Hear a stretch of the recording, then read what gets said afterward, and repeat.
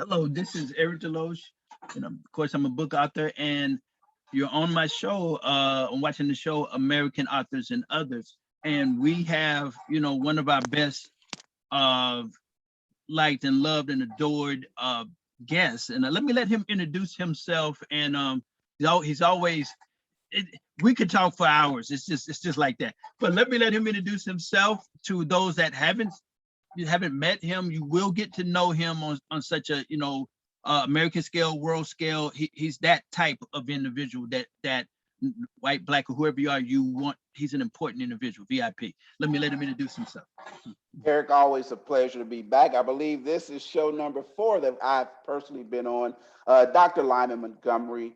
And basically, you could sum up who I am and what I do as someone who believes in 3 key principles to success: focus, prioritize, and achieve. I believe that regardless of what business you're in, if it's writing a book, if it's promoting a book, if it's speaking, you have to set your intention and your focus. And focus can be defined as your ability to direct your attention towards something or someone. And so if you understand, I'm going to set an intention, and then that intention becomes a focal point or a focus point, it gives me a place to direct my attention, whether that be my time, my energy, and or resources. But then what happens with a lot of people, they don't know how to prioritize. There's a lot you want to do. So I deal with clients that say, well, there's a whole lot I want to do. I said, okay, let's get focused. And once you identify your focus, then let's look at how do you prioritize? What should you be doing currently? And for a lot of people, it's about positioning themselves. We'll probably talk a little bit more about that. How are you positioned as an author? How are you positioned as a speaker? How are you positioned as an entrepreneur? And you have to prioritize, how do you want to be seen in the marketplace? Do you want to be seen first as an author, or do you want to be seen first as an entrepreneur? And then you look at achieve. What are the metrics that will give you the success or the achievement that you want? And so when I work with my clients, if you go to my website, you'll see across the top, focus, prioritize, and achieve. Is those 3 simple words that have caused me to be massively successful, and not just me, but also my clients to have massive success. And that's who I am. I just help people to get focused, help them to prioritize so that they can achieve success, how they define success in their business or personal life. That's who I am. Wow. And let me just tell the audience, since meeting him, I've had some really high profile, and I won't go into name, but just let you know, a white gentleman who has won some Oscars over in Brazil, and has been had Oscar nomination in America, who is seeking the doctor. And we have some other high profile, family member of an icon person. I can't, but I mean, he is in high demand. So I definitely urge you to listen, take notes, and if you want to reach out to him, or myself, I'll pass it on to him, or you have his information in the body. Feel free. I know he may be intimidated by such a talented person, but he's a very nice person, good peoples, and he's definitely will help you, and you can set up the type of approach and things that need to take place. Let's just go back to what we're talking about Yes. prior to getting on, because right now this cryptocurrency, and just share with them real quick. I mean, because people just need to see this. We're talking to a high profile, a VIP person, and you're starting to see where that type of person is ahead of the pack. He's not waiting, but he's forward moving and ahead of the pack. But you were telling me about some of the cryptocurrency investments. You had 150 just playing around. Tell us about that. Last year, I started, playing around with cryptocurrency.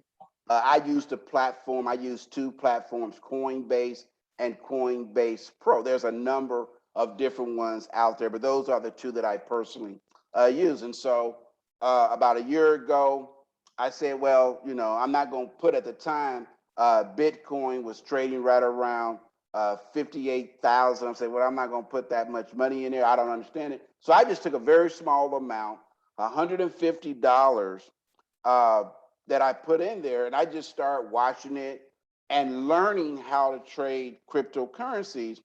And so yesterday, actually today, I checked, and it's the same money. I just let it grow. It goes up, and I might take my earnings, reinvest it back in there. I might switch different cryptocurrencies out.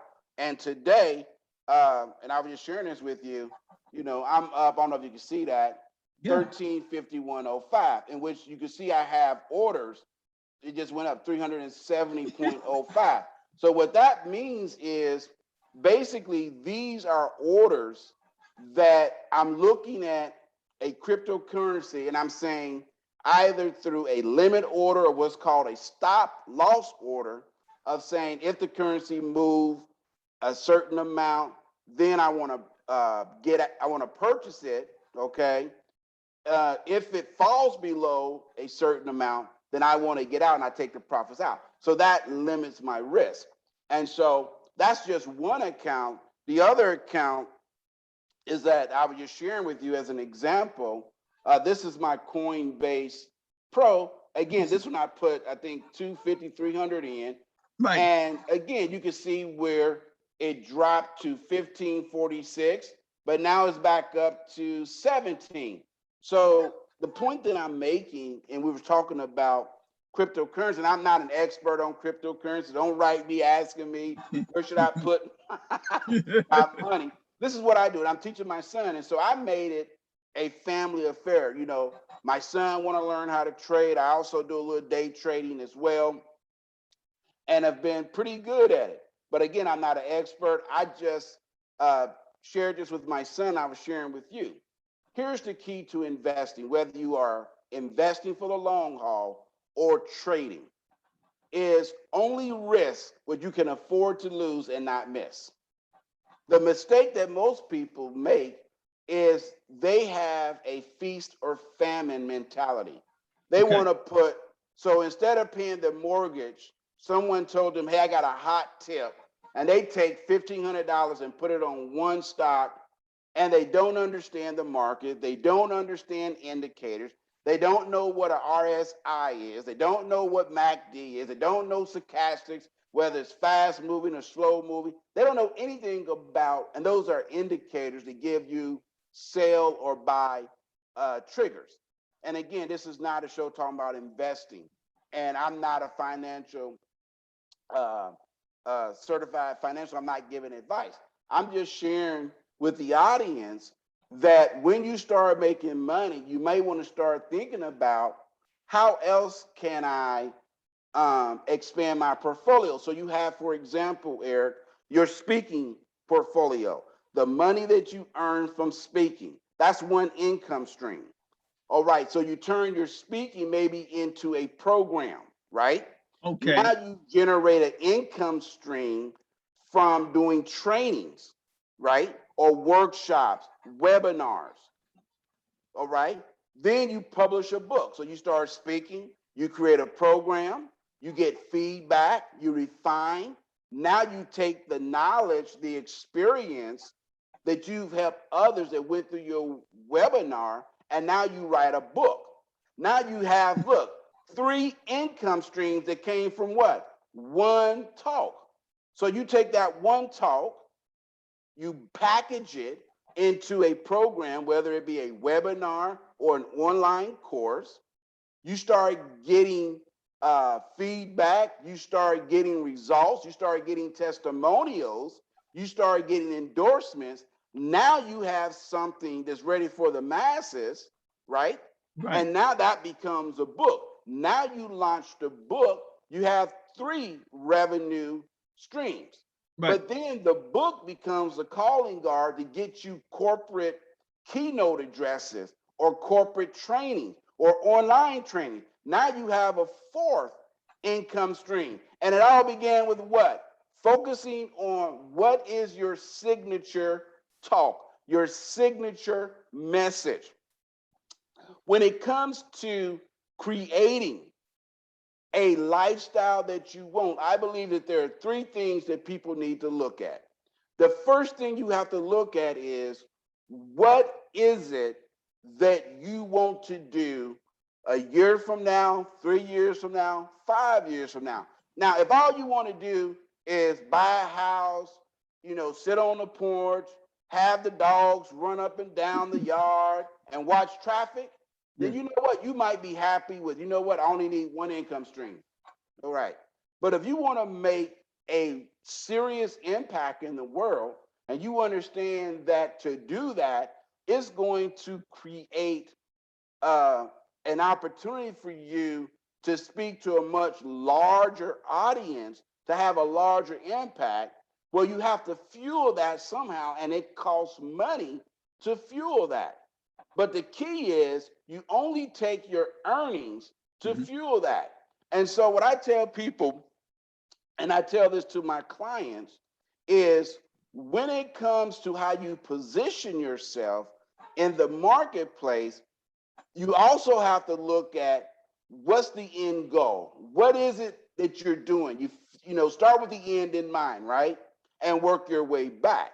And so several years ago, and I didn't share this with you, but I just got confirmation.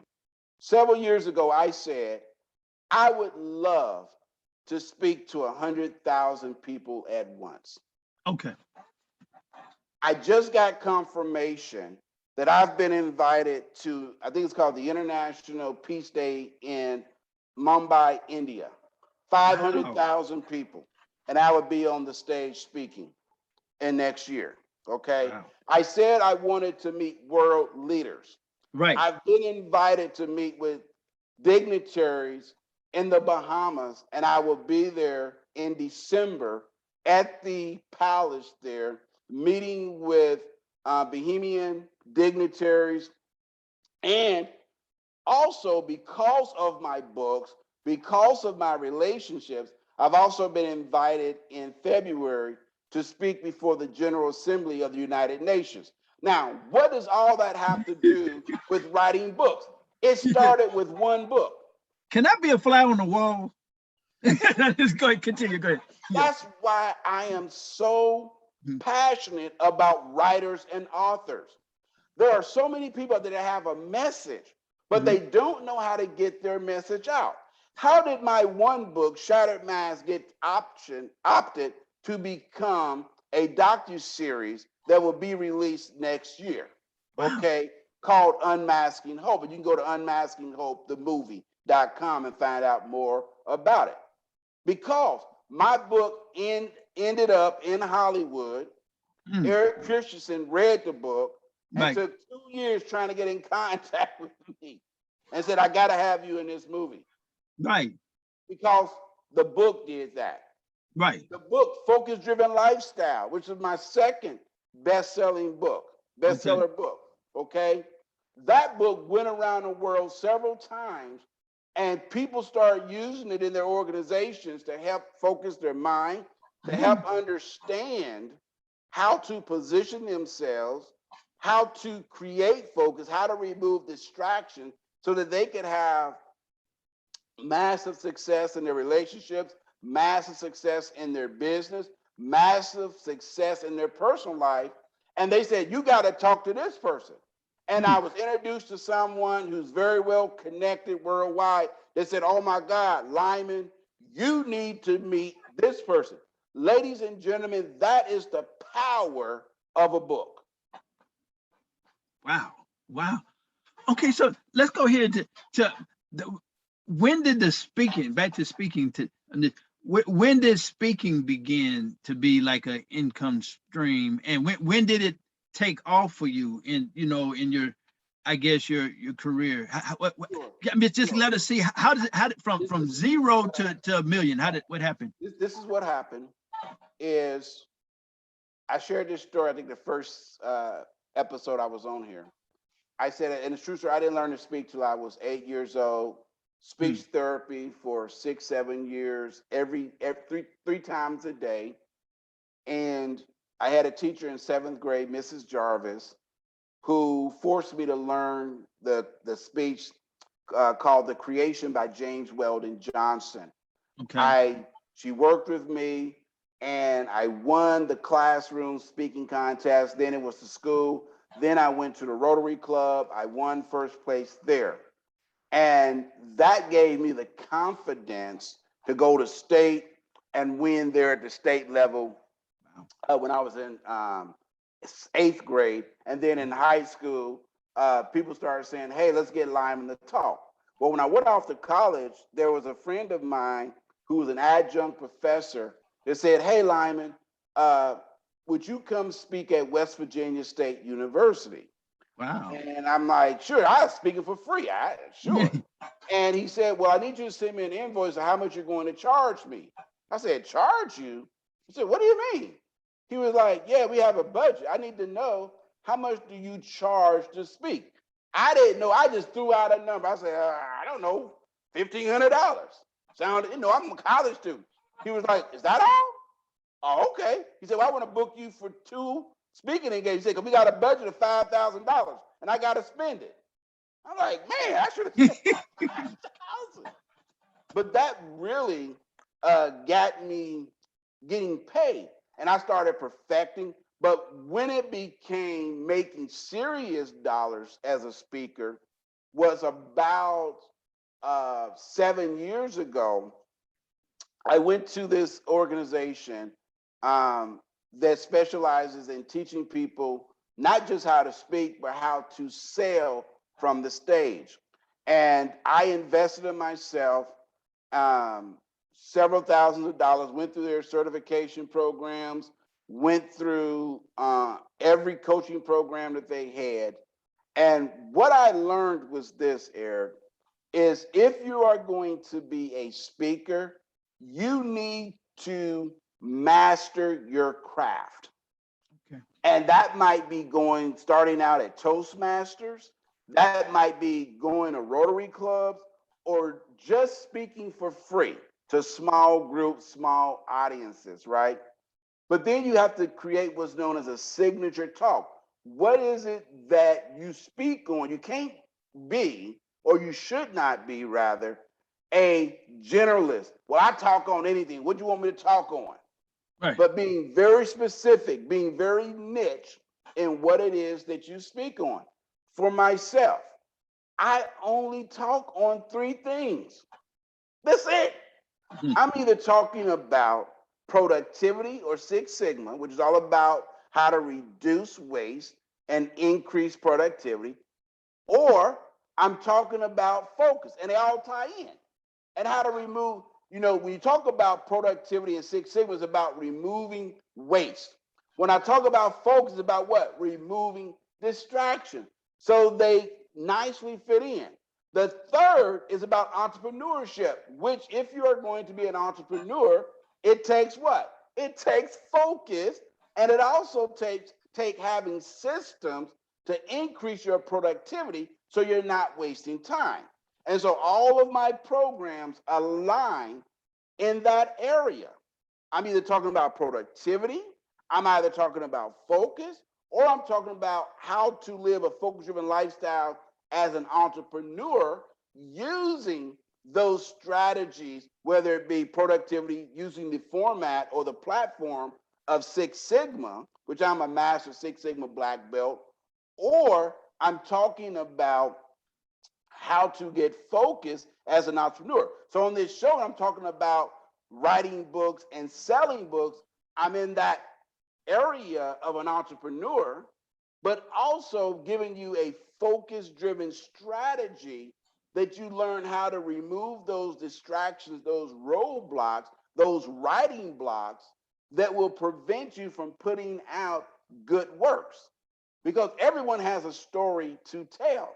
The only difference between you and I and others is that we were able to figure out what's the message, who's the audience, and have some type of system to launch it and promote it and to keep it out there so that when people are searching, they can find us. They don't have to say, man, I've been looking for you, I can't find you. And so that goes into the whole concept of what I call AIM, AIM, awareness, impact, and mastery. When I first started out in college, it was just the awareness of being able to speak and learning the mechanics of speaking, right? But I didn't know you got paid speaking. I never heard of that. You mean somebody's gonna pay me how much to run my mouth? And folks been telling me to shut up. Shoot, forget that. But then, so once you get past just the awareness of, oh yeah, I'm also, the awareness thing when people say, oh yeah, I'm also a speaker. It's an afterthought, right? Oh, I can speak on that too. But it's not the primary. Then you start looking at impact of saying, well, I just don't want to bring awareness to a topic. That's the superficial side.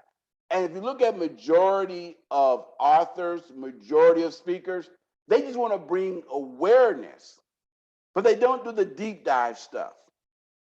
Where I found the sweet spot for me was in the impact and the mastery of saying, I want people to read my book because I want to have an impact in their lives so that they can have an impact in the lives of the people that matter the most to them. The third is mastery of, I want to become a master craftsman at what I do.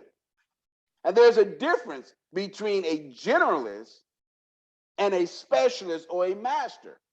There's a reason why brain surgeons or surgeons in general make more money than your family physician. The difference is in the length of study and the expertise in a specific area. It's the difference between just doing an internship to become a doctor and doing your residency in a particular area. And that's what I talk about, that aim. So yes, so I ask people this all the time. I say, are you speaking just to bring awareness? And you'll see a lot of speakers say, well, I talk about sexual abuse to heighten awareness. And they just go there. And that's fine. We need that. Then you have others that say, well, I really don't do keynotes. Like keynotes to me are awareness, but you don't have a lot of time. So it's going to bring awareness. When you start getting into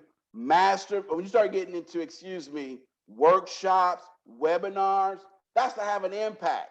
When you start moving into masterminds, now you are teaching or master class. That's what it's called, a mastermind.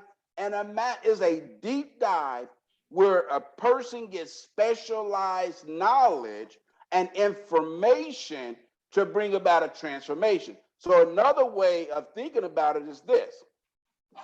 At the awareness is information. I'm just providing information and resources, okay?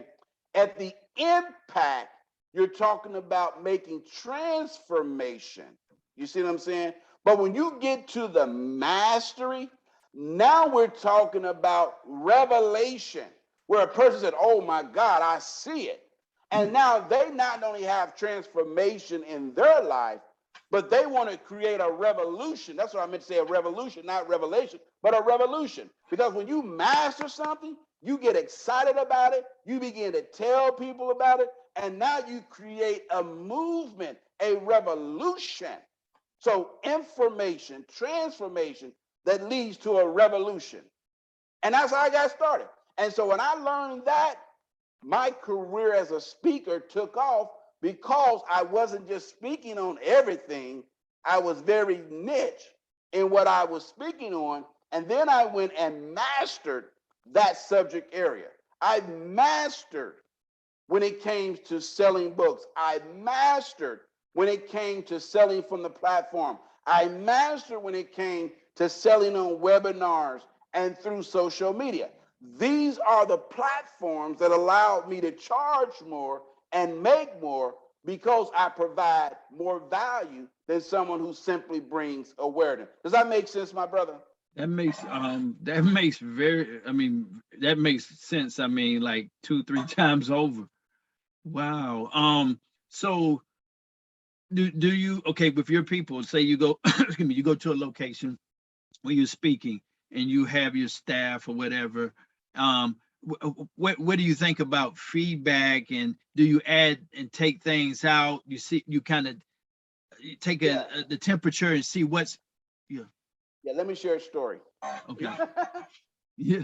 A real life story. I was asked to speak at the American Association of Contractors in Chicago. Wow. And I came up with this speech. It was cute. Right. Horrible when I look back on it. It was called, "Do you have a dream team or a mob running your organization?" Now I'm in Chicago, Right. talking to contractors. Right. And I remember we get to the Q&A, this big burly guy raised his hand. He said, "Are you calling us a bunch of crooks?" Oh. And I was trying to explain to him Yeah. that the word mob, I was trying to be cute. The word mob Right. stood for basically, are you looking for, do you have a dream team or a mob? And to me, it was about mundane, overwhelmed, and burned out. Okay.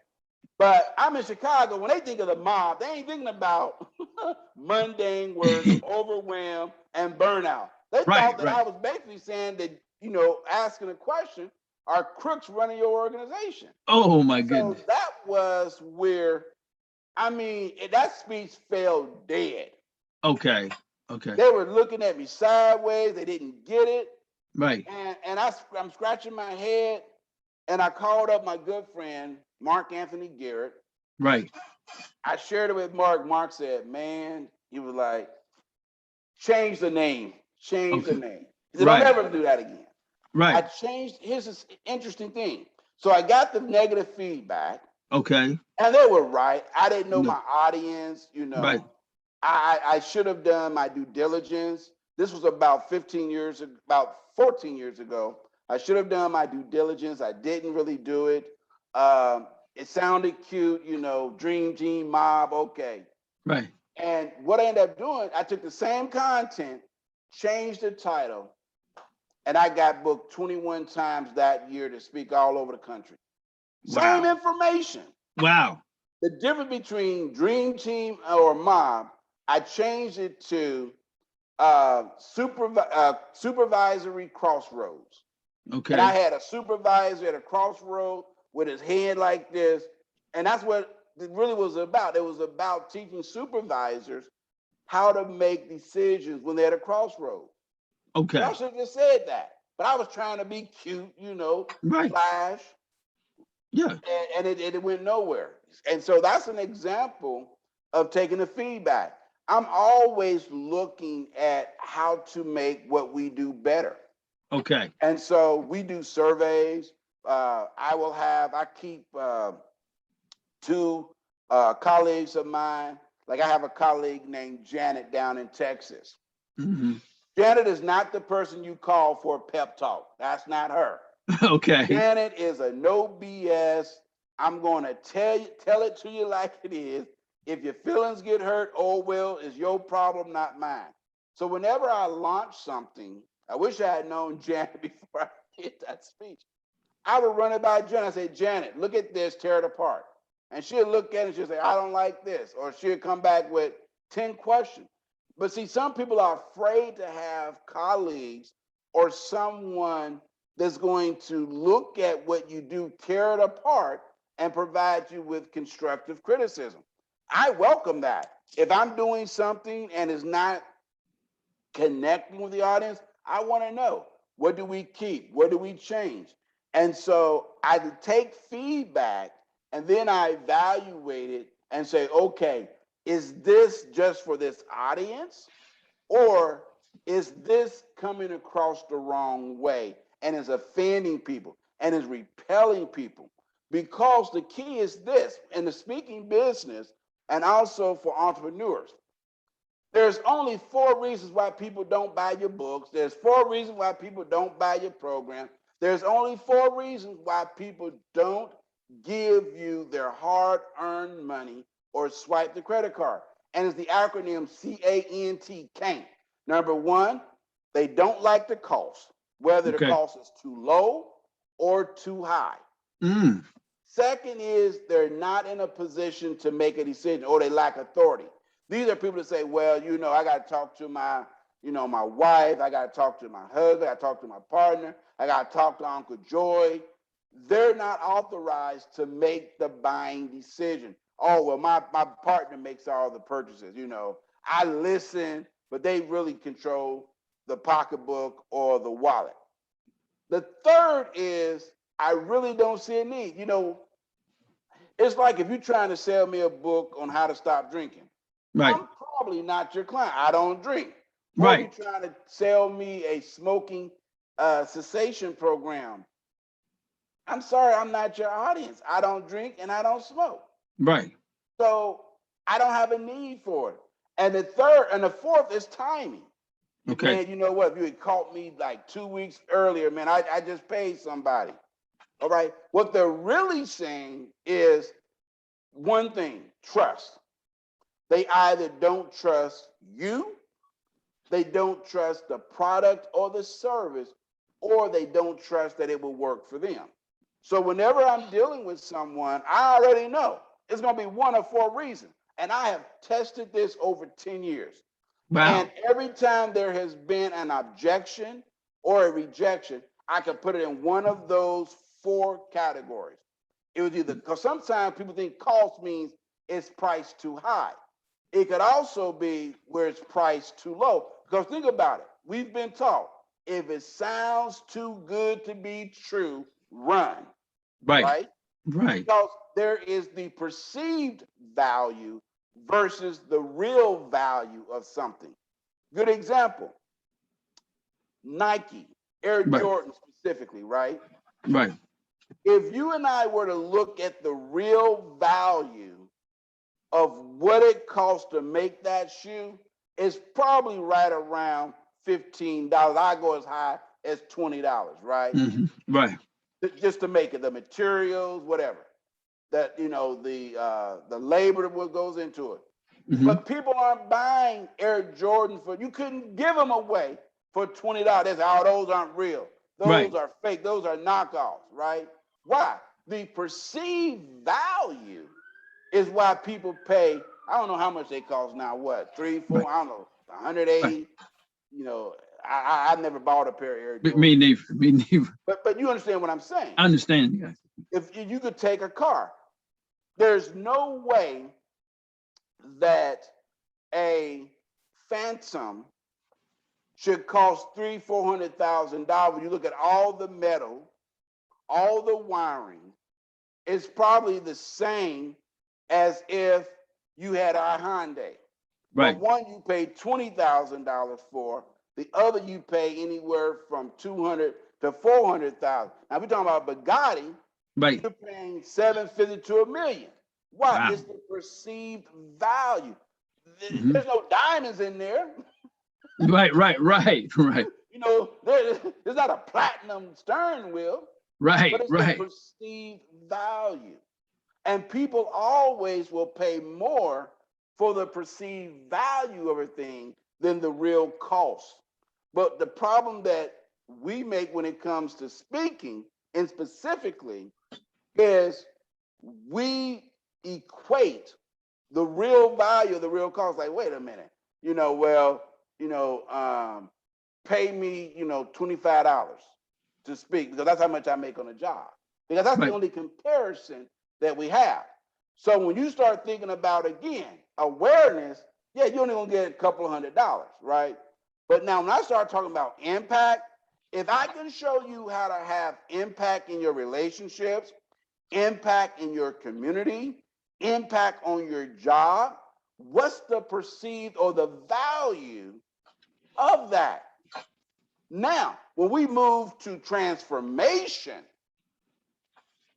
and I say, if I'm able to transform your life, what is that worth to you? If I'm able to show you how to make an extra $3,000, $4,000, $5,000 consistently every month, is that worth $10,000 on the front end to you? Right. Wow. Okay. Either you say yes or you say no. Okay. That's true. So again, when it comes to speaking, just like with investing, all right?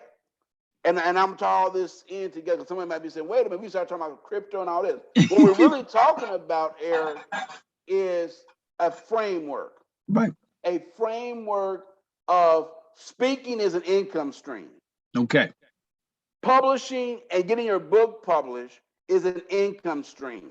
Okay. Right? Right. When you start making money, you want to look for another income stream.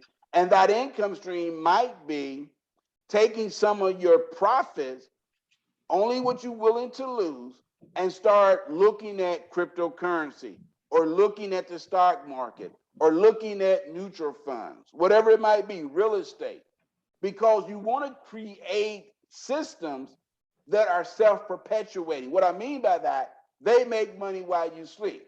Okay. Now, yes, they can also lose money. And that's when I talked earlier about putting in safeguards, right? So you don't lose your whole portfolio. Mm-hmm. And so what I do, this is my strategy here, is I look for 1 to 7. What I mean by 1 to 7 is for every one product that I create, I look for 7 ways to get paid from it.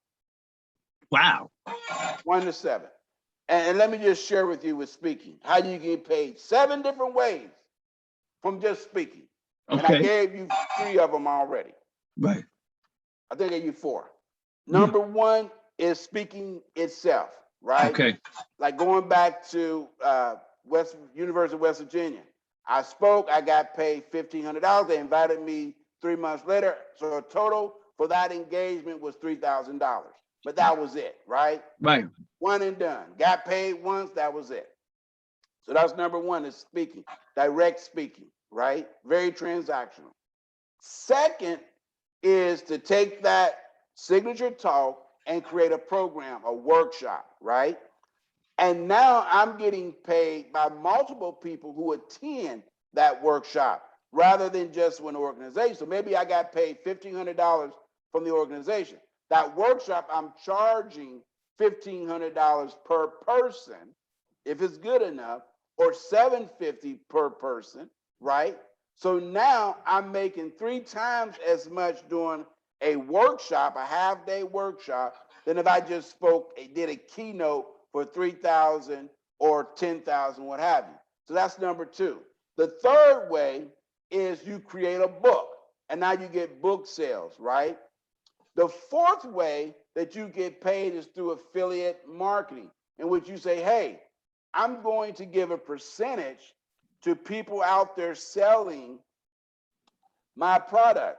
So now rather than you trying to sell, you might have 4 or 5 or 6 people that if they sell your program, you give them a percentage. You create an affiliate program or an affiliate network to actually promote and sell your product. You give them an affiliate code. When someone buy, they do all the advertising. When someone buy, they get 15%. You in turn get 85%, and you're making money in your sleep.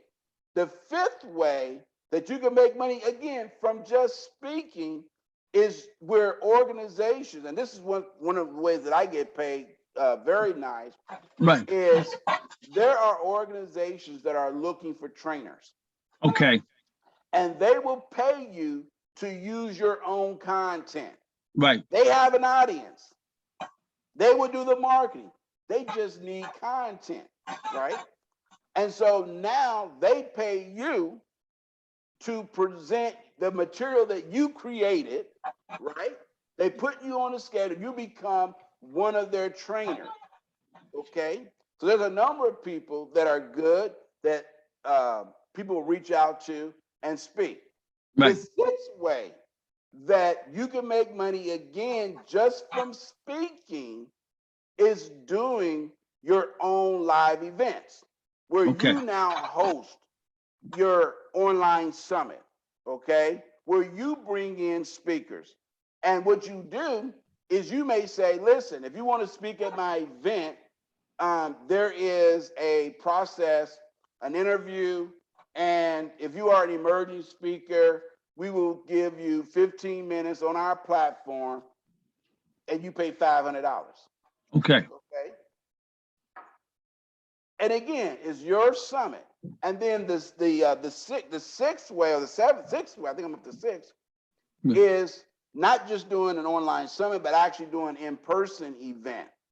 Okay. Where you hold a conference or something and you go out there and get sponsors, right? Right. To cover the big expenses, and you hold registrations and things of that. And the seventh, and this is one that I absolutely love, is create a coaching program. Okay. Those are 7 ways, Doc, from one speech. Can you go back, because you hit me with so much information? Oh my God, that affiliate marketing, number 4. Tell us, just repeat that again. So much information was coming. I was like, oh my God, but it was great. It was great. Yeah. So the affiliate, some people call it an ambassadorship program. Okay. Right? What that is I have a program called Engage Me Powerhouse Sales Training Program, right? It is targeted at sales managers of organizations, right? So you would come to me and say, hey, Lyman, I really like this. I know somebody who could use this. I say, hey, why don't we do this? Why don't we either create a joint venture, okay, or an affiliate which says, look, I already got the program and everything. You make the sale, right? Because you have the connection. I'm going to automatically pay you 15% of the total program. Right. Okay. And I didn't do any work. I did the work one time. I created the program, but you're out there marketing the program, selling the program. And for you, it's like, shoot, this is great. I know a lot of people. And all I got to do is just, and they're going to say yes or no. And I walk away with 15, 30%. Right.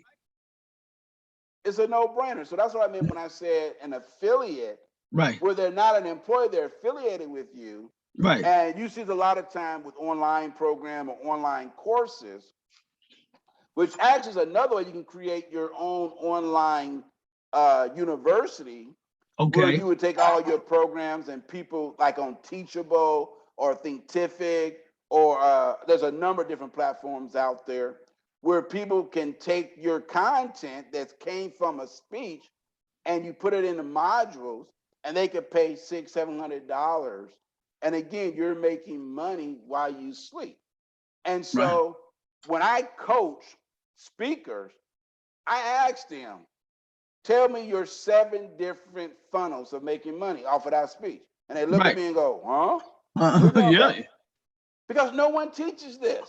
Right. How did I learn this? I learned this by looking at very, very successful multimillionaire speakers that I know and asking them, now I'm looking at your lifestyle. Is all this coming from speaking? They're like, no.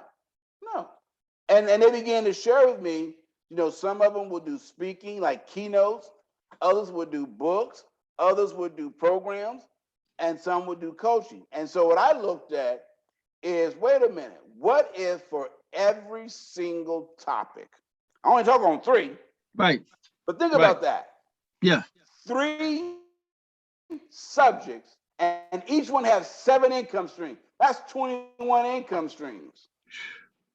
We're going to the next level, because I you understand what I mean? My mind was 7 income streams. Now you're telling me 3 times that, and because it has to be duplicatable.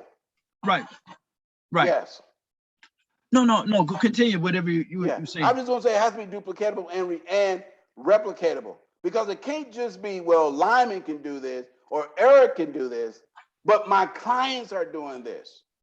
Now, does it happen overnight? No, it takes time. But you begin to work and create a strategy, and you begin to say, okay. So the first thing I tell people is this: I want to write a book. I say, what's your signature talk? I don't have one. Start there. Start with the easiest thing you can do. Because what happens is this. A person says, I want to write a book. And they take 3, 6 months or a year to write a book, and they haven't made any money. That's right. Okay. What I did, I was talking about this. I was getting feedback. So when I wrote the book, I had case studies to put in the book. Okay. Okay. Because I've done the research. Right. I know what works, what didn't work for that particular audience. Right. I could highlight. Here's another strategy. And this is, again, using LinkedIn. Right. People say to me, it's like, okay, I got like 5,000 people connected to me on LinkedIn. Okay. And a lot of times people will follow you because they've heard you speak, and you'll say, hey, connect with me on social media. And a lot of them say, LinkedIn at a conference. And this is a strategy. If you're speaking at a conference, you're doing a workout, right? And you say, hey, connect with me on LinkedIn. So of course, people, and then you tell people, I say, listen, how many of you have LinkedIn? Yeah, go to your phones right now. Right. Pull up my profile, connect with me. Right. Get them to do it right then and there. Okay. Now, I just got 300, 500 connections as an example. Now, not everybody will do it, right? Let's say 30, 40%. So let's say 250. There's 500 people in the room, 250, right? Okay. Now, what am I going to do? Instead of just sending those silly messages like, oh, thanks for the connection. No, what I'm going to do is send out an article of some content, and then I'm going to ask a question. Hey, what's your thoughts on number 2? Just like you did. Hey, go back to number 4. Now that forces them to read the article. Right. And now they begin to comment, oh, well, I thought, point number 4 should have been expanded. Right. Right. The second thing that I do is I say, hey, I'm working on another article. I would love to interview you. Right. And then I tell them the interview. I'm like right now, what I put on LinkedIn, you can go check it out on LinkedIn. It says, hey, I'm doing an article for sales managers on what's the biggest distraction that you or your sales team run into and what strategy you use to stay focused. I would love to interview you. If interested, click my schedule link. Right. Now, what happens, I get them on a Zoom call. Right. When they get on a Zoom call, what am I talking about? Them. Okay. But I also get an opportunity to talk about what I do. Right. Now, that's what I remember about position yourself. Okay. I'm positioning myself not only as a thought leader, but now I'm having a one-on-one conversation with them that the end goal is to talk about them, but then I talk about what I do, and I start talking about a course that will be relevant to them. I say, well, this article is going to be in a magazine, and what happens is I send this we use part of this that I teach in my course on Engage Me Powerhouse Sales. And then I'm quiet. Wait, what's that again? You see what just happened? Yeah. They have now given me permission to talk about the course. But where did the course come from? The course came from a talk I gave. Right. Then I do a webinar. Like I'm doing a webinar with a friend of mine, Chip, who does about, I think he does like 100 million in sales for a major healthcare company, right? And he's an expert, on sales. So we're going to join forces and do a webinar. So now what happens is I take the feedback from the interviews, right? And now I got permission from them that when I create the slides, right? We did a survey, and these are the top 3 distractions. Now people start seeing themselves. Now they want to sign up like, hey, y'all sign up for my course. He's using my material. Wow, I'm highlighting them. Right. And the law of reciprocity kicks in and says, wow, you did this for me. What can I do for you? But see, that again is when I talk about that 1 to 7. Now I went a little deeper because now we're talking about using social selling, you see, and how to use LinkedIn. Because most people don't know how to use LinkedIn as a speaker. We just sitting there waiting on somebody to call us, rather than saying, what strategy can I use to get my foot in the door to speak to the corporate decisions leaders. Okay. Right. I'm working on a deal right now with one of the VPs at Yale University on Oh my. LinkedIn. Okay. That's been following me. Wow. Been following me. Actually attended one of my trainings that I Okay. did in Tacoma, Washington several years ago. Okay. You see, that's That's what happened. But it's that's a long game. Now, I'm oh, not trying to rush to sell. You have right. to nurture it. Wow. And I think this is the mistake that a lot of speakers, authors, coaches, consultants make. Desperation. Okay. They're so desperate for the sale, they come across as being desperate. Mm-hmm. And they end up losing the sale or losing the contract because nobody wants to give money to someone who's desperate. Right. Because what happens, if I give money to someone who's desperate, all they're worrying about is I got to pay this bill. As opposed to someone that says, I want to take care of the audience. I want to make sure the audience have a good experience. If I'm just in that survival mode of just, hey, I just want to pay my bills, then you end up getting into situations where you basically prostituting your gift, your talent, your expertise, because you just got to pay bills. Right. Right. Okay, and you're all over the place. Right. You're speaking to audiences that it's not your niche, and so it's hard for people to figure out what do you do, man. You like Lenny on Good Time. Whatever you need, I got plenty. I'm telling my age here, going back to Good Time. But you remember how Right. Lenny had the coat. You need a watch. He had a a couple of watches and stuff. He used to say, "My name is Lenny. Whatever you need, I got plenty." And Oh a my lot of God. us are like that. We're like That's the true. Lenny on Good Time, where we're walking around with, I talk on 20 different things. Right. I don't even know how to conceive that conceptually, Right. as opposed to, you know what? These are the 2 or 3 things I talk on. Simple. Wow. Simplicity Mhm. is the new currency of the day. Wow. People don't want complex and complicated. They want simple, easy to follow. That's That's a why for hashtag. me, it is. It Yeah. is. Yeah. Simple is the new currency. Wow. Wow. I don't want, think about this. A great book, 21 Laws. Right. I'm not going to remember 21 laws. Right. Right. Can you narrow that down to the top 5? Right. Right. Right. But at the time that the book came, great book, 21 Irrefutable Laws of Leadership, it was about stacking, right? And going deep and information. Well, people are dying intellectually with information overload. Right. And what people are looking for, going back to that aim, awareness, impact, and mastery, what they're looking for is not information, but transformation.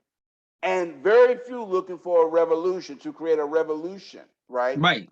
What I'm looking for is to create a revolution of focus-driven leaders. Okay. Now, we saw this. Rick Warner, remember, he came out with the book,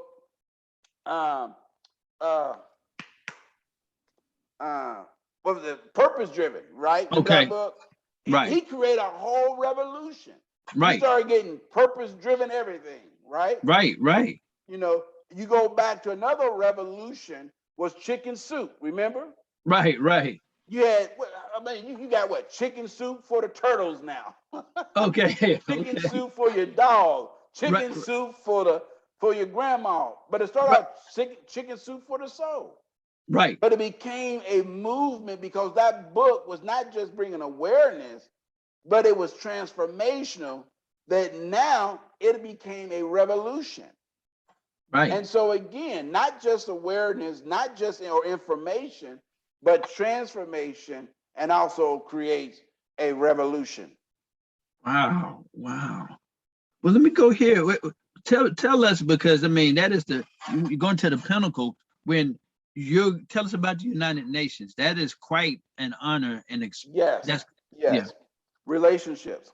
Okay. So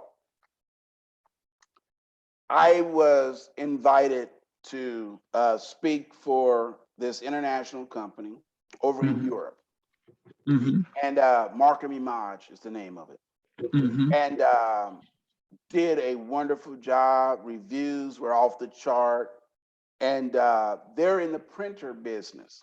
Okay. Okay. They're the ones that print like on the lids of like sodas and stuff like that. Like you ever wonder how that little small print get on bottles? Their Yeah. printers are designed to do that. Right. And so that went over well, which led to a conversation with a gentleman who's connected with the United Nations and was following me. We had talked, and I was telling him about all of the community service work that I do. Right. And I think I may have shared this, I'm a survivor of sexual abuse. That was my first book, was about shattered masks. We talked about that. And sex trafficking, and talking about sex trafficking. Well, very soon you hear men that have been sexually abused talk about that. Right. And so he was in conversations with some of his people. Right. And the invitation was made, hey, it would be great to, talk about it from a person of color perspective, especially a male person of color who had been in that particular situation as a child. And, what did I do to get free from that? What did I do to, help others get free and to remember that there's life after sexual abuse. Okay. It's not a death sentence, a death of your character, a death of your purpose. All right. And so that's what kind of led. Tell her my story. Okay. Tell her my story. Not being afraid to tell my story, but to tell it in such a way that it gives hope, that it gives people a deeper understanding that there's life after whatever abuse. Right. Okay. And that the abuse does not define you. Right. It refines you. Let me say that again. The abuse does not define you, but it refines you. Okay. Just like gold is tried in the fire, right? Right. Whatever trauma, whatever tragedy that you go through in life, it is not to define you as a victim, but it refines you as an individual. All right. It gives you a heightened sense of awareness. Right. It gives you a higher and a deeper sense of purpose. Right. To be more compassionate, to understand that what happened to me happened to me, but it does not define who I am or what I will accomplish or become in the future. It just happened to me. Right. And so I think that was, from what I was told, that's what was inspiring and basically saying the world needs to hear that, Lyman. Wow. The world leaders need to hear that. Right. That you took that tragedy and did something with it. And so that's what I'm going to be talking about. Well, go ahead. Yes. No, I was going to ask, just thinking about it, I guess the question everybody want to know, how do you prepare from a speaking and research standpoint we would have to say that the biggest honor in the world to speak at the United Nations among, the greatest minds and greatest leaders. Yeah. Yeah. You do you consistency and confidence. Okay. And what I mean by consistency, I've been putting out good content for years. Okay. And I've been doing it consistently. Okay. You Google me, you'll see consistently talking about those three things I talk about. Either I'm talking about entrepreneurship, I'm talking about productivity through Six Sigma, or I'm talking about focus driven, right? The other thing is building those strategic relationships and not being afraid. And people see that confidence and they want to know, how are you able? And I'm not afraid to tell the story and tell the truth. Right. And the other thing is, and I think this is really the key, give away your best stuff. Wow. Like on this, I share the stuff that people won't tell you. People say, you got to pay me $5,000 for that 1 to 7. There are some that will watch this or listen to this that will go and make $100,000 just based on that right there. Wow. And they're getting it for free. Right.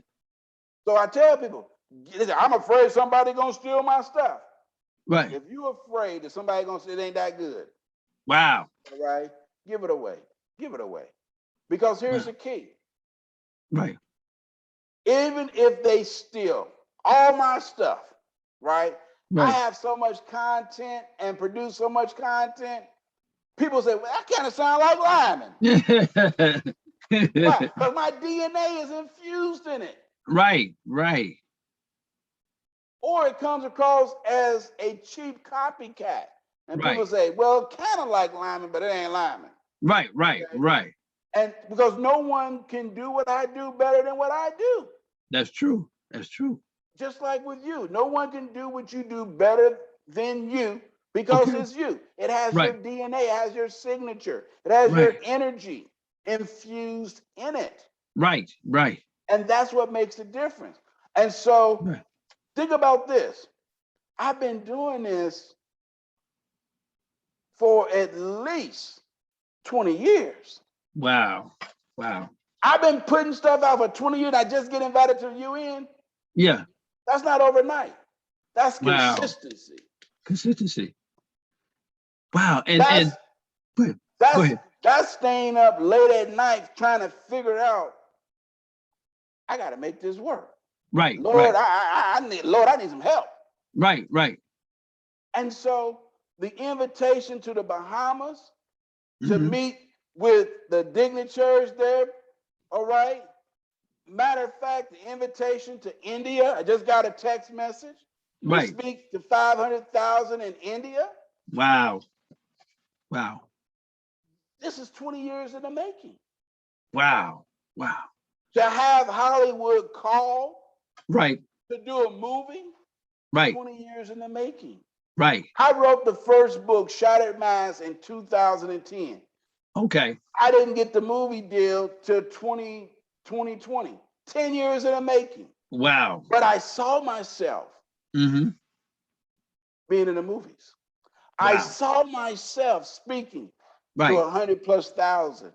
Right. I saw my business international when Right. I didn't even have two nickels to rub together.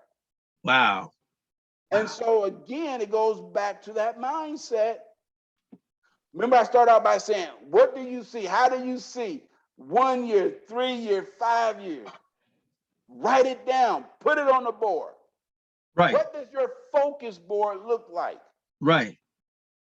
Because remember, focus is nothing more than your ability to direct your attention. Right. You have to direct your focus. Right. And most people have not learned how to calibrate their focusing, so they're all over the place. Right. But when you're just like you ever see them horses that have what they call blinders on, Right. because if not, the horse will be looking all around. So you have to put those mental blinders on.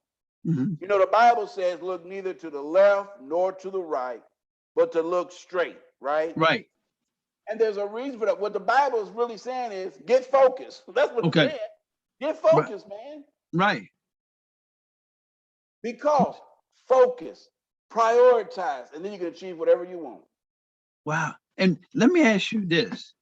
Where does this enormous, and I would call it champion level, rich man bound, if you're bound mentality, where's this confidence coming from for you? I mean, you're very charismatic, and you, it's like what I know, and I know, and you need to know it, sir. So where's this confidence coming from? People want to, because a lot of people may not have confidence. They're kind of nervous. Oh, maybe I could try this. And where did the strength and confidence? Tell us about that. That's a great question. I said this before, Eric. Man, you asked questions nobody else dared to even ask. I've never been asked that, but here's where I think it comes from. Yeah. I was the kid that was bullied. Okay. Beat up every single day. Right. Had zero confidence. Okay. The confidence came from, and you've heard people say it, but it's so true. When you get to the place where you get sick and tired of being sick and tired, and you say, I've backed up so much, and there's no more backup in me. Right. And your back is literally up against a wall, Right. and you make a decision. Mm-hmm. Either I die in this state, or I'm coming out fighting with everything I've got. Wow. When I got to that place of looking at my life, the suicide of my grandmother, Mm-hmm. the murder by a drunk driver of my grandfather, sexually abused for 3 years by a teacher. Right. And I felt like life was not worth living. I made a decision. Right. And that decision was this: if I die, nothing changes. Okay. If I die, nothing changed. I gave up, nothing changed. But maybe if I fight, I might still die, but at least I'm going out fighting. And literally, I began to say to myself, I'm going to fight. And for me, that fighting was, I can't fight physically, but what can I do with my mind? So I began to learn how to write. Okay. I didn't talk, but I Right. learned how to write. Right. And I would write these little stories where I'm the champion, right? Right. And then I would tear it up. I wanted anyone to read it. And one day, two people was getting in an argument. Okay. And I said, wait a minute, why are you upset? Right. And I listened. I turned to the other person and said, why are you attacking it? And I listened. And they were able to shake hands and they thanked me. Wow. And they're like, man, you're gonna be a lawyer. It's a little bitty thing. I started doing a little mediation, breaking up fights here and there, asking questions. And it was those little micro steps of success Okay. that gave me confidence. Right. And then I began to immerse myself in different things. And when I mean by immerse, I began to just surrender and put my whole self into learning martial arts. Okay. Okay. And really, it was when I learned, and a funny story, first day in karate practice, broke my arm. Wow. First day, broke my arm. Yeah. Green stick fracture. Wow.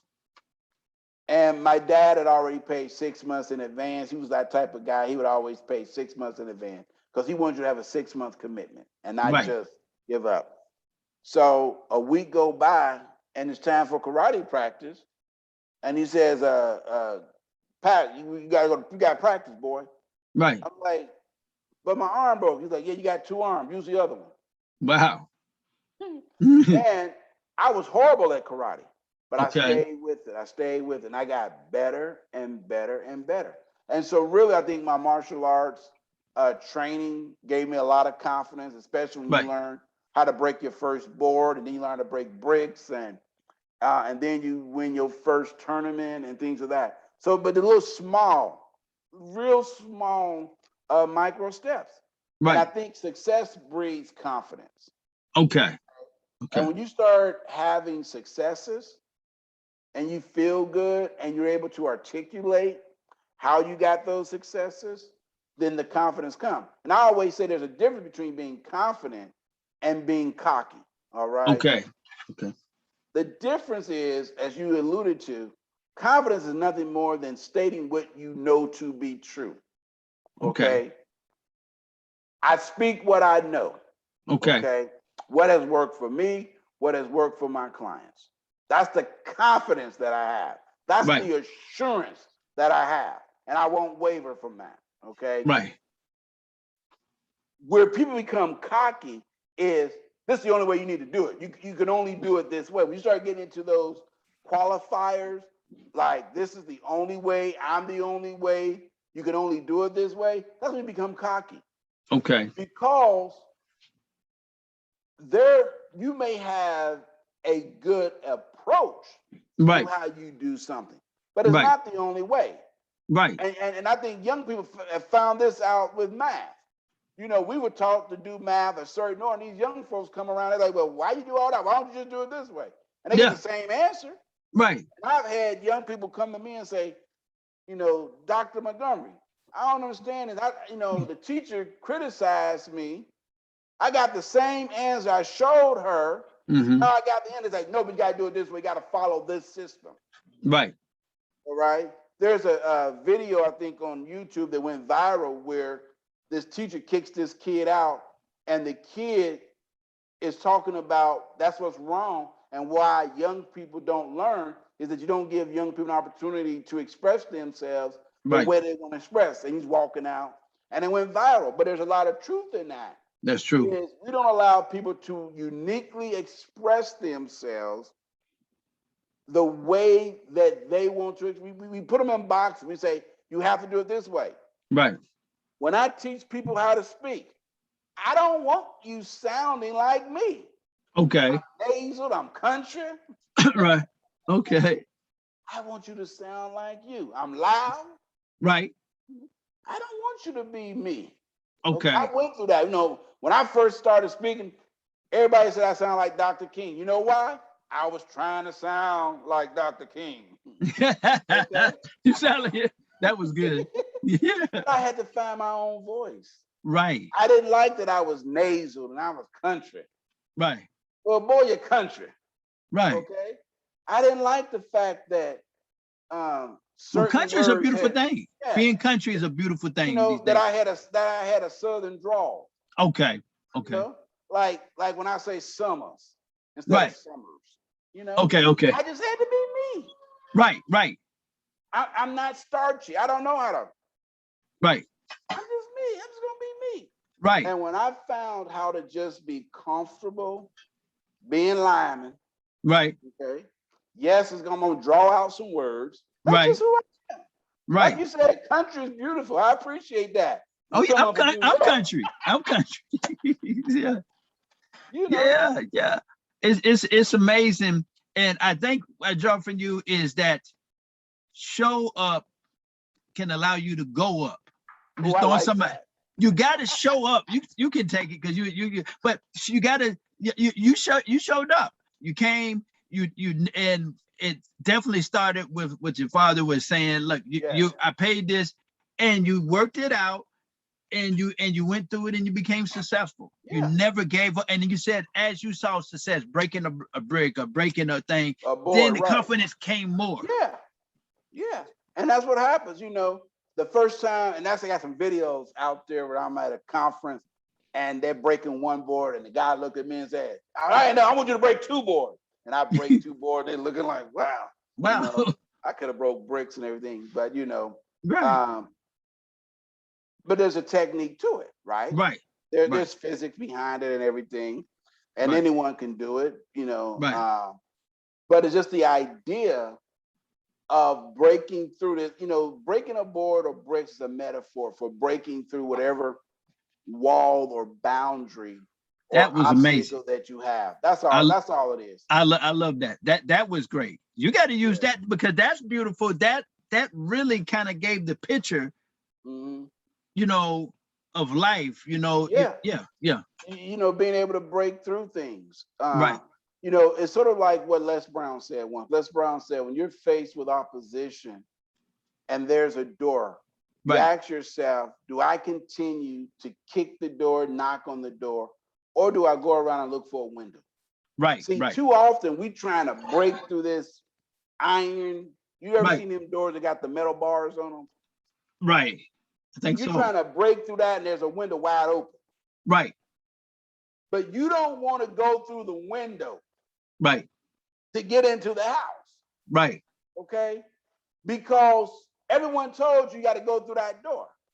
Wow. You don't want to go around to the back because you're like, wait a minute, my grandmama had to go through the back door. I'm coming through the front door. But the key is to get in the house. Right. So regardless, if you got to go through, and this is why I talk about education. Okay. For some people, formal education is the front door, right? Right. Young people understand, well, wait a minute. I can learn everything from YouTube University. Right. They going through the window. Right. Wow. And they still getting to the same spot you are. Wow. Someone else says, well, I'm not going to go formal route of formal education like you Right. did, Lyman, like you did, Eric. Right. I'm going to go through the back door, Right. and where maybe I do self-study, or I go to Right. seminars and webinars, or read books and articles. Right. And guess what? I'm in the house. Young Right. folks came through the window in the house, Right. and someone who was self-taught come through the back door. But at the end of the day, we're still in the house. Right. Right. And that's the mistake I think that speakers make, is Right. they think they have to follow someone else's path. Right. Okay. Now, I believe you should have a path. Right. So if you're trying at formal education, that didn't work for you, don't give up and say, well, I'm gonna stop learning. No. Right. That door was closed to you. Right. Right. You didn't have the strength to break through. You didn't have the technique to break through. Why don't you go through the window, man? Now, yeah, you got to find a ladder. Right. Yeah, you might need some help to get up there to get through it. There might be some resistance, yes. Right. But it's a lot easier to break through the window, even though you might get cut than trying to break through an iron door. That's true. That's true. So there's going to be resistance either way. Right. Right. The question is, how much resistance are you willing or are you capable of withstanding? Right. Right. Well, we can talk forever. Let me ask you this last question for now. We're definitely going to, we got one more, and then it's obvious there'll be some more in the future. But I want to ask this as a trendsetter, as a genius, basically. I view that. Wow. Yeah. What do you say in terms of people say, well, I tried to get a job, they wouldn't give me a job for whatever reason. Okay. But what do you say? Well, go create your own opportunity. Tell people, I want people to write this down. It's a word that we don't like, but it will change your life. Pimp, P-I-M-P. Okay. I shared this, P-I-M-P. I'm gonna tell you what it stands for. Okay. Number one, position. Position. How do you want to be positioned in the world, in your sector, in your niche, in the marketplace? Right. Right. Number two is influence. Influence. What influence do you have? Right. Or whom do you know that's of influence that can help position you where you wish to be? And that influence can be either real or it could be virtual. What I mean, like for example, following thought leaders, YouTube, Google, reading books where you don't know them, but at least you can glean from them strategies and techniques and tactics, right? Right. Watch this video. Watch this video, exactly. Thank you. Right. And so again, influence. Right. The M stands for money. Okay. Where is your money? Who has your money? As Grant Cardone would say, who got my money? Right. So if you don't know, and this goes to target marketing, right? Right. Who out there is a prospect that has the resources that you need in order to position you where you need to be. Okay. Right? And the last P is purpose. You got to know your purpose. And so let me give you a clear example of how this works. Let's take a pastor. Right. All right. Now, pastor, don't get mad at Eric, okay? Don't get mad at Eric. Please. I'm saying now he calling us pimps. Oh my God. That's why I want to qualify. Right. As an example. Okay. Pastors are uniquely positioned in a community, right? Right. As a leader. Right. They have what? Influence. That's true. Right?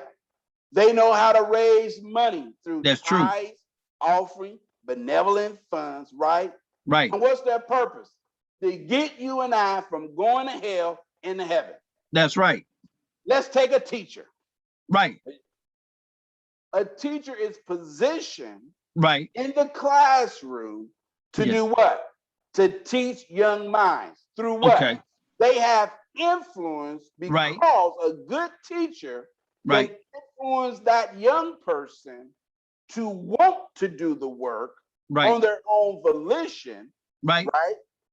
Now, the money is sometimes missing. Right. They don't always have the money.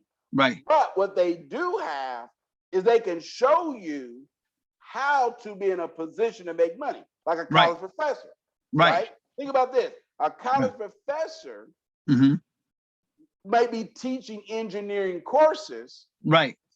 and yet they've shown you how to become an engineer. So you go now make $150,000, and that Right. professor is making $50,000. All Wow. right.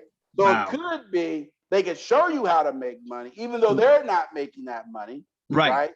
Or maybe they've retired. Right. Right. And their purpose is to help you to matriculate through the educational system. Wow. Let's take an entrepreneur. Okay. Pimp. Doesn't Okay. matter. Right. An entrepreneur is positioned to bring value to the marketplace. Right. Right. Their products and service should be of such value, and they should be able to communicate value that they're able to influence a person to make a purchasing or buying decision. Right. Right. An entrepreneur also should Right. be able to raise capital, Right. raise revenues, Right. Right. have a profitable business, and Right. their whole purpose is what? A lot of you talk to a lot of entrepreneurs, they say, why are you going to business? Because they did not either want to punch a clock, they wanted to have time freedom, or they wanted to bring something to the market or answer a question that had not been answered before. So when I talk about, and young people love it, I say, listen, man, if I got a t-shirt I'm gonna work on, I'm gonna design a t-shirt. Right. Get your Right. pimp on. Okay. Okay. All right. Right. What I'm saying, look, Yeah. I deal with a lot of young people, right? Right. And we got to keep our stuff fresh and relevant for the next generation. That's right. That's right. See, the old, think about this, the old image of the pimp, with the Right. big hat Right. and the fishing, Right. Right. you Yeah. know, with the stretch, Right. Cadillacs. The real pimp stock, Right. they're very powerful. And That's so what right. I did, I just looked at what they were doing, the hustlers. Right. And I'm like, wait a minute. Why Right. are we criticizing? Now, I don't like their product, Right. Correct. but their Right. motivation. Right. So what I tell people, you got to have that pimp mindset. Okay. Okay. It's a pimp mindset. Right. Now, people don't like this. Say, well, you come up with another word, yeah. But I want young people to relate to it. So which one's gonna get your attention? How to be a pimp or how to be a successful entrepreneur? I'm talking to young people.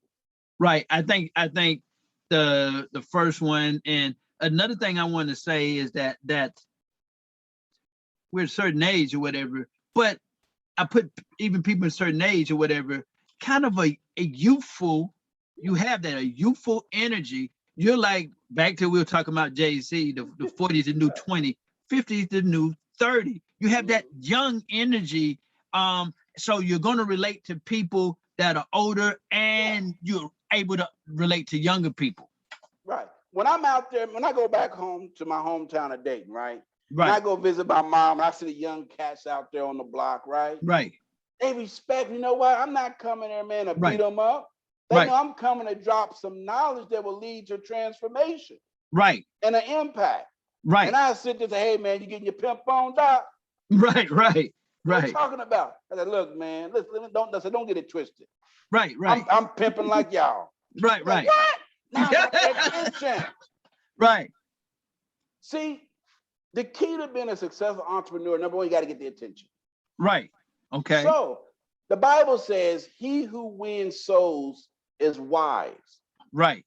He who wins customers is wise. So I take a lot of biblical. Right. A lot of my strategy comes right out of the Word of God, out of the Bible. Right. All right. For me. Now, if you may use something else, that's fine. That's the best source. That's the best source. But for me, the Bible, that's the game book for me. Right. Right. And I see all the different parallels. Right. Right. And so now, think about this. They called Jesus a wine bibber. In other words, Jesus ain't nothing but a pimp. Right. Right. Got these women following. Right. Took the little boys lunch. Right. Right. Got all these women giving up, all this stuff. All right. But they didn't understand it. So what I tell people, listen, it is about how do you get attention? Okay. Right. And take something that has been negative Right. and turn it around. So Okay. now, because when I talk to young people, I want them to remember. So they're gonna sit there and they're like, you know what? I've been thinking about that. Right. They say, hey. Like when I go on to school, I got this program called Get Mad, Get Motivated and Determined About Your Life. Right. And all they talk about, I'm still mad. And I Right. know what they're talking about. Right. And I wrote this program called Get Mad because at the time, students were mad because they weren't being heard. Okay. And I said, listen, you got to be motivated and determined Right. about your life. Right. And so I had to create a way for them to remember it. Right. And I could have said, you need to have determination. You need Right. to have, they won't remember that. Right. So I Right. just put it into something they can remember. Right. That was 23, 24 years ago. You know, I got students 23, 24 years ago when they see me, they say, hey, Montgomery, Dr. Montgomery, I'm still mad. So It's tell like, me again, tell us again, what is mad? One more time. Motivated and determined. Motivated and the Wow. word and determined. Right. You got to be motivated and determined Right. about your life. That's and it's right. about teaching young people about where do you see yourself in the future? What road are you on? Are you the road that goes nowhere, anywhere, or somewhere? And what Right. I meant by that is students is on a road that goes anywhere. They don't have a plan. Right. You hear people say, I don't know, man. What Right. you doing today? Chilling. Right. Right. What you doing tomorrow? Chilling. Right. No Right. plan. Right. No course of action. No call to action, right? Right. Right. Then you have those that's on the road to somewhere, right? Right. Where they're saying, you know what, I'm going somewhere. I got a plan. I Right. see myself doing it, like my son. Right. You know, Dad, I want to learn how to trade. I Right. want to do this. I want to, Right. make my own money. Right. You know, well, Dad, how do you do a stop loss? That's what the Right. conversation we having. Right. Dad, you know, like good example. The other day he came to me and said, "Hey, Dad, I'm thinking about buying Bath and Body Works." I was like, "Why?" He's like, "Well, it's Christmas time." Right. Guess what? I wouldn't bought me some. He's 17 years old. Right. And he's telling me what Bath and Body Works is trading at. Okay. 17-year-olds that look like us know that. Not You see what I'm that saying? you count them on one hand. Maybe not even count them on one hand. Right. My Right. son told me to buy Shiba and new cryptocurrency. Okay. He's like, Dad, you need to buy that Shiba. It's going up. Wow. I'm like, Shiba who? Shabu who? I ain't know nothing about it. Right. So now the other day, I'm listening to him talk to his friends, Mm-hmm. and they're talking about investment portfolios. Okay. They're looking at their stock tickers. Right. 17, 18-year-old, man. Now Wow. imagine where he's gonna be at when he gets 20, 21. Oh, he's gonna be phenomenal. You see what I'm Phenomenal. saying? He didn't learn this in school, Right. Right. but he sees dad doing it. Right. And I said, come here, boy, let me show you something. Right. Instead of, saying, man, you need to go do this, go get a job. Right. I don't want my son to get a job. I want him to create, going back to your question, Right. create your job, son. Right. Right now, real quick, there's a big problem going on Okay. where before the pandemic, people were laid off, and some people were laid off in a not so nice way. Right. Right. Right. Right. That is true. They were just basically just told, hey, pack your bags, Right. you're laid off. No notice, no servants pay, nothing. Right. And they Wow. started scrambling, right? Right. People were mean, nasty to them. Wow. And then all of a sudden, when the numbers came down, they put out this call and said, all right, come back to work. Right. Crickets. Because people said, a year and a half ago, you weren't thinking about me. You didn't even call to check on me. Now That's you right. want me to come back. That's right. And now that same job that we was paying $10 for, you can't find people for $20, Wow. $25. My Right. son's girlfriend right now makes $20, $21 an hour Wow. serving food. Okay. Okay. Okay. Fresh out of high school. Wow. $20, $21 an hour. Okay. Wow. And she's like, oh, I'm thinking about getting another job. They're gonna pay me $1 more. 18 years old. Look I how love kids it. think. I Look how love they it. think. Because she was like, they're not treating me right. Okay. I got Okay. options. I got Right, options. right, right, So to answer your question with this, what they call the gig economy, I right. was talking with my oldest son, Cameron. Okay. He works for FedEx. He drives the trucks for FedEx. He loved that. Right, right. But he also said, he was like, hey, Dad, I'm also, you know, if I need a little extra money, play money, I go do Uber Eats or Right. DoorDash or what's the one to go shopping. So Oh, what okay. I'm saying is so many young people have options to make money and Right, they become strategic, man. They know right, the right areas. They right. know the right time. They know the Yeah, locations and they're out there hustling. that's right. Instead of joy riding, they're like, no, I'm gonna make me some money That's legally. right. And then they can And save it- some of that yes. money and invest it in crypto and And stocks that's and what bonds, they're doing. and then they're ahead of the game. Go ahead. That's what they're doing. So what they're doing, they're working 5 or 6 jobs. Right, What's called gig work. right, Good example, my virtual assistant, right, Tyra, okay? right, right. Lady Maya, she works for Lady Maya too, right? Oh, okay. She Yeah. called me, I spoke with her, and she asked me to be, Right. she's getting married next year, and she said when she has a child, she wants Lady Maya and I to be the godfather and godmother, right? Okay. And I was honored. And she's like, well, Dr. Lyman, you've done so much. She's in the Philippines. You've done Right. so much for my family. I Right. hired her, but I'm not selfish. Okay. I turned her on to Lady Maya. Lady Maya hired her. I turned her on to Jay. Jay hired her. Right. Then my sister like, man, your stuff looking good. I was like, oh, I Right. got a great, virtual. So my sister hired her. Wow. So now she has 10 clients that came from me. Wow. Wow. So the point that I'm making is these young people, man, Right. they're learning how to create the lifestyle Right. that they want. You see what I'm Right. saying? Yeah. And they're like, I don't have to go to a 9 to 5. Now, am I against the 9 to 5? Absolutely not. Right. But what I'm saying is, let's look at different opportunities out there. Right. Okay.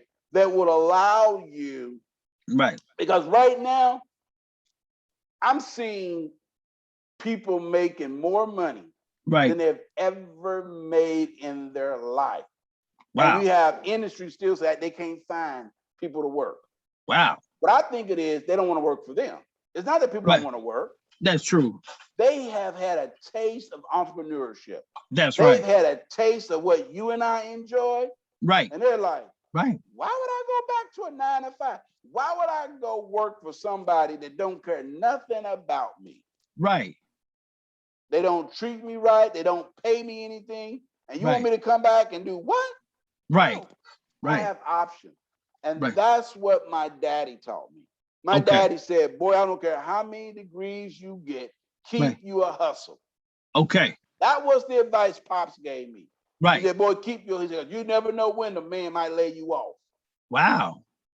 Wow. So I've always had a hustle. Now my hustle became my primary job, Right. which is my businesses, right? Right. But Right. even with my business, we even talked about my home healthcare business I own. Okay. Okay. You know? We're gonna stop there. I think you have given them so much, and let's come off. I would say now, but because this is, man, they need to watch this video at least about 2 or 3 times, and just, I got this, I got that, and really, because this video right here, you're talking, a person with a champion mindset, with a rich man bound mindset. It's not 7 income streams. No, it could be 21 income streams, and it's carrying people to the next level. See what the possibilities, and they see your life, and then now they're hearing all of these people coming to want to work, want you to do business with you as clients, and then now you're going to the United Nations.